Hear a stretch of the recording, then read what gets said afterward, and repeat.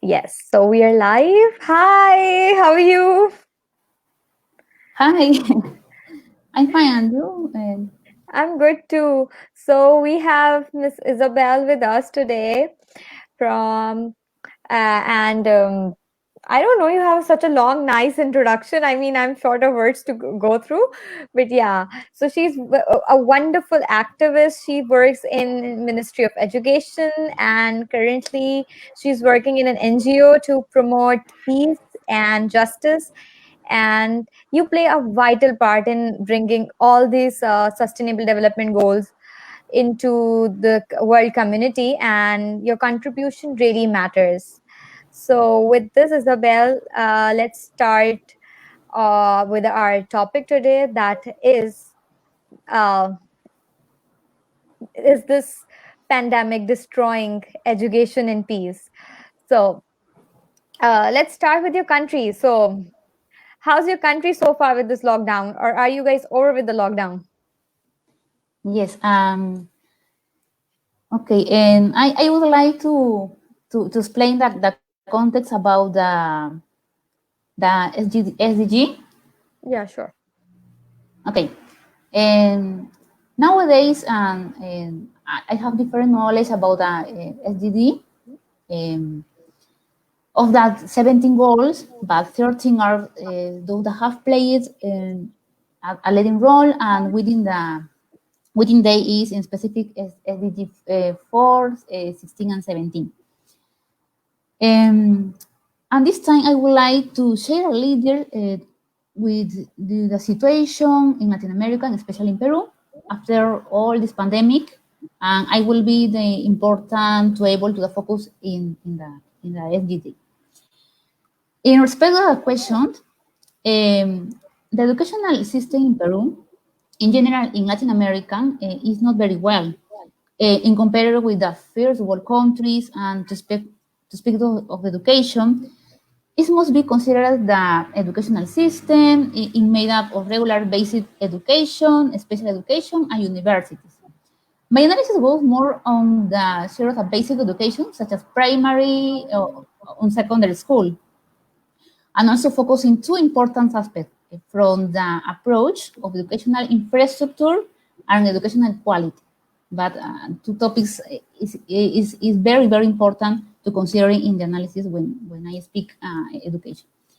In many educational institutions in Peru, don't have good infrastructure conditions. In the more remote areas of the capital, they don't have the conditionals.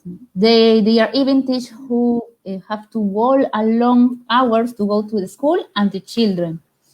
Oh, And if we worry about educational equality, because not everyone has access to education, especially access to private education. It's more expensive. Public education is more accessible for peers to able to enroll them. However, the education materials or do not arrive in time to children and young people, or the academic level is not very high. That is why, according to the evaluation, international evaluation, so-called PISA, is a test PISA, is that the result is very is bad and don't represent good results. And with the arrival of the pandemic, they had to suspend face-to-face classes, giving option to the Peruvian government policy to development strategy in the educational sector. And through it was giving access to creation on the program. I learned at home is the name of the program, which consists in a platform where classes are offered to children and young people in basic primary and secondary school, and it's broadcast in television, in the radio, etc. The classes are all also held on virtual platform, but not okay. everyone has access to classes.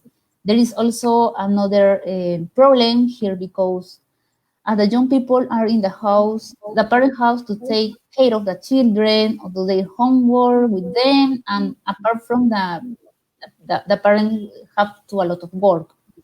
Another Yeah. difficulty, another difficulty the educational has present in Peru is the young people in rural areas. don't have access to any technological tools, such as a computer. They even not have access to in the internet, no? And this limited young people to continue the digital divide. No? Actually, we face the same problems here in Pakistan too. In some of the rural areas, we don't have access of internet. Even those people do not have certain technologies to, even do the communication. Then internet is the second priority. First, you need to have the gadget to do things, right? So Okay. one thing that we don't have, and the other, what you say about that online classes. So do you think this is benefiting students in this lockdown, or it's about destroying the curriculum at some stance? In this case, the online classes is a problem because more than 15% of the people in rural areas don't have access to the technology with the internet. The people is very poor, and the solution that government nowadays, that I one part of my work is have the follow the access the access on the different conditionals on the in these situations is that it create the very program and for example the tablet is an instrument to the knowledge of different students, but I have a problem. In general, the government have a problem because about the discuss when in front of the people on the television, and Yeah. the president and say that the tablet have a list to share with the rural people in July, but it's not possible because in front of the government on the institution, I have very problems in Oh. different problems. But I think that is a good idea, would propose for the government, but it, I think that is not. It's very quickly the solution. No, but it's quickly the decision. Um, and I think that exists other problem when the technology is. I think that is not only in Peru, but it's in Latin America in general. Yeah. So I think what you were saying, it's not just the problem in Latin America or in Peru. It's definitely the same problem we are facing in Asia. We are facing the same stance of education, that we need to provide the education to all the students out there, but it's very hard to access because you cannot fulfill everyone's need at the same time when this pandemic is happening. So I think it's initially something very important to go through, but a very fast decision that we have to take in this time. But again, we all are facing the same crisis right now. The world is on the same page, and we see that, when we have things like education that is having a problem, but also, we're having a problem with our healthcare system, because it's it's overloaded crisis that we are facing. It's not just about the COVID-19 patients. We also have other patients that, that need healthcare, and it's just a mix and match of people that we cannot settle in the same time. But Isabel, then again, we ask you about the other question, that is about peace, justice, and I mean about the goal number 16. So, firstly, Okay, share your work about this, and then we'll go ahead. okay.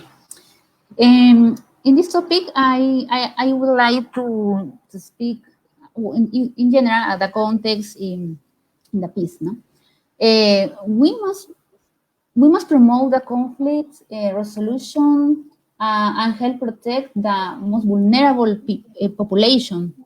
Therefore, the state plays an important role since I must comply with international protocols as well as establish alliance with neighborhood countries. For example, in Peru, here is near is Ecuador, Bolivia, etc. And so that the virus does not spread. It's important to consider this case. And this way, closing borders implies that the virus does not continue spreading on the other territories. Peace building, development, human rights, and humanitarian affairs must be promoted, and especially human rights, because must not be violated. If we see that many adults in hospitals do not have access to be cared for, is wrong because we all have rights to be cared for. In the case of the social distancing, is affecting the mental health, stress. Imagine how difficult it can be for people living in social conflict.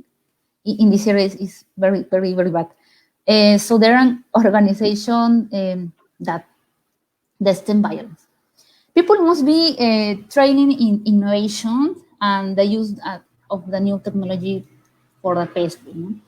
I consider that many people, or many of people, children, women, are people vulnerable. The increasing violence, in the increasing crime, there are even activities who are victims of discrimination, racism. It's important to consider this, gender and violence, etc. No? These are problems that can generate a lot of social disorder, and having a democratic government allows many social organizations to continue collaborating and promoting a culture of peace. No?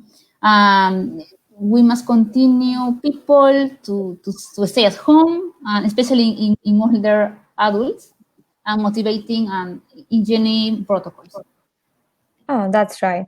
And it's important for us to promote the positivity at any stance or at any place we are right now. So we have one of the comments with us with from Mr. Ali Mustafa, and he says that pandemic is not destroying education; it's reshaping education, and it's going on, but in a different way, and it's also defining the future of education. So I think I agree with this statement, and we just talk about that even the lack of the need is there, but we understand that the sustainability will be taking place, and we are understanding that technology is so much fast now, right now, that in some couple of the years we can hope that we can access to all the people to give them these technology and devices and reshape that education. What do you have to comment about this? Okay. In my experience, I know the different situation, because I work at science, the primary level of the institutions, and the ministry is the high level. Okay. I know different people, the professors, the children. I speak with the fathers and children. Not I. The problem is very bad, and I consider that the people was vulnerable. The people are very, very vulnerable people. And for example, I work with people. Is the percent of the people that consider with more percent of the poverty, that right? Yeah. Them and the people work in the land, and don't have infrastructure, don't have a table, don't have the chair. The reality is very bad. Yes, and it's interesting to connect with the people, because in my experience, I connect with me, and when I work nowadays in a ministry, and I have different idea, different position to help these people. That in my experience, I consider that it's necessary to work a lot when these people or similar people, I think this similar to different countries, and it's necessary to introduce to use that technology, but it's step by step. But okay, Yeah, you're right. And with this, let's move to the topic that we were talking about, the peace and the justice. And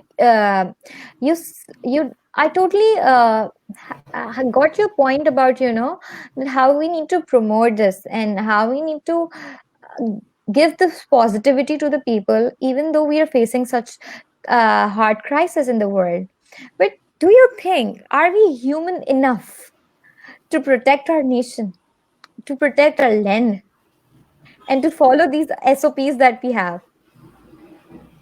okay.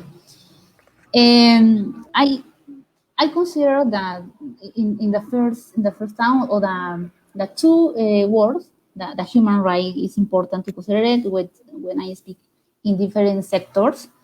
Um, in this case, I consider that the human right is necessary to introduce the person to speak in different situations, no?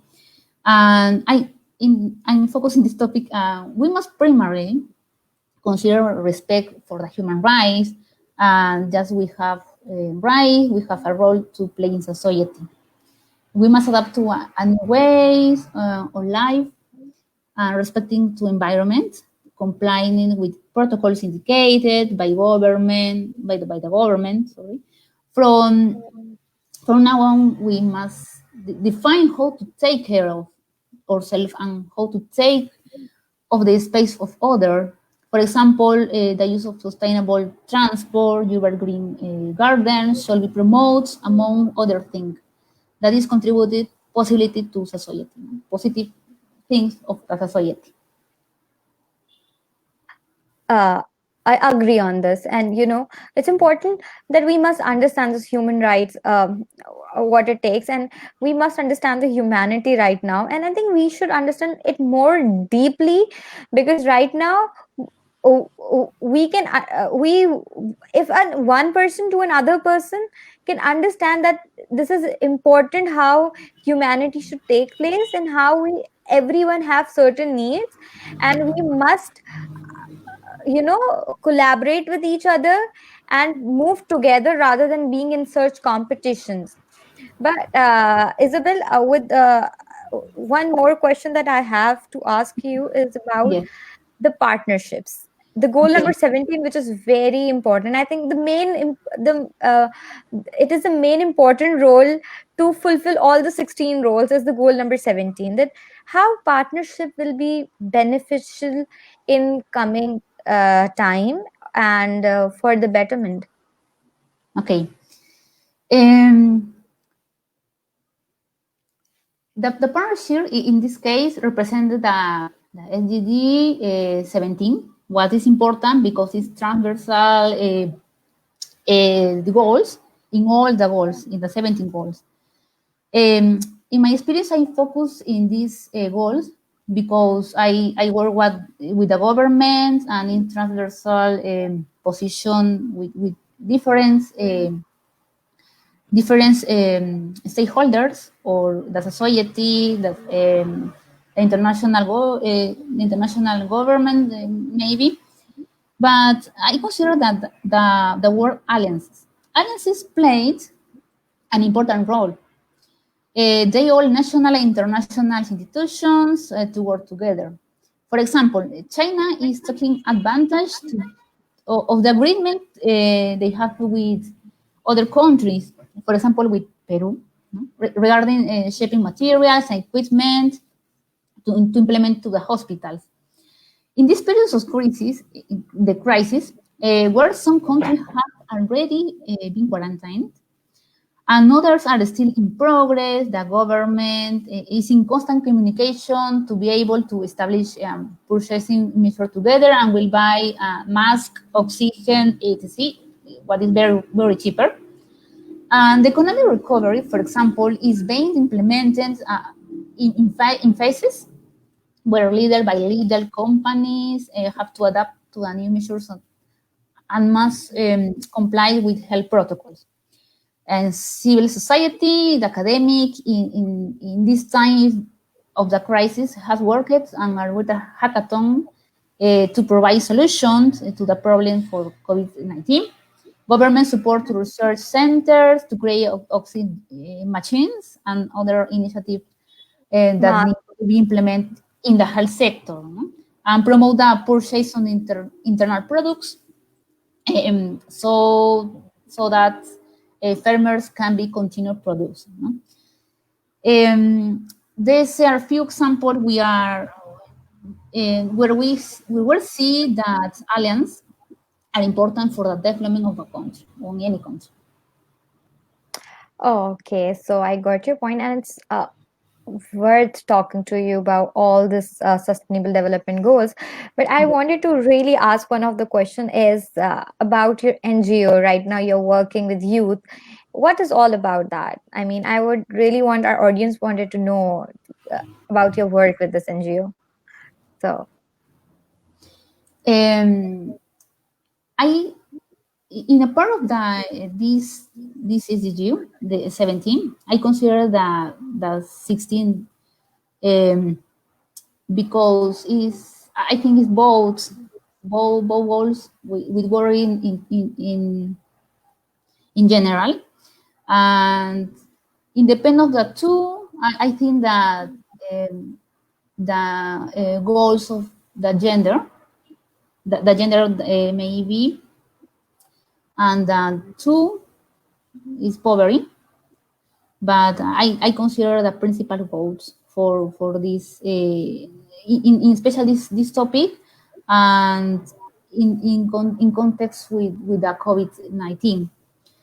But I think that all the goals are important, but I consider 13 because in the United Nations, in the page of the United Nations, consider 13 goals, but uh, what have a change in this context. I got you. I think we have a wonderful chat with you, and we come up to know all about what's happening in your country, Peru, and about all the sustainable development goals that you're working. And I hope all the audience who listen to us really understand and enjoy that why we choose the topic that is this pandemic destroying education and peace, and we come up to this conclusion that it's not doing that. It's just giving us a different change. It's a turn towards something new. With this, Isabel, thank you so much for giving out your time. Thank you so much for this wonderful chat, and we hope to catch up soon again. And see ya. Thank you very much. Pleasure to have talked with you. And until our next opportunity, I would like to speak different topics or different SDD. And I'm very happy to speak with you. Oh, thank you so much. See you. Bye bye. Bye.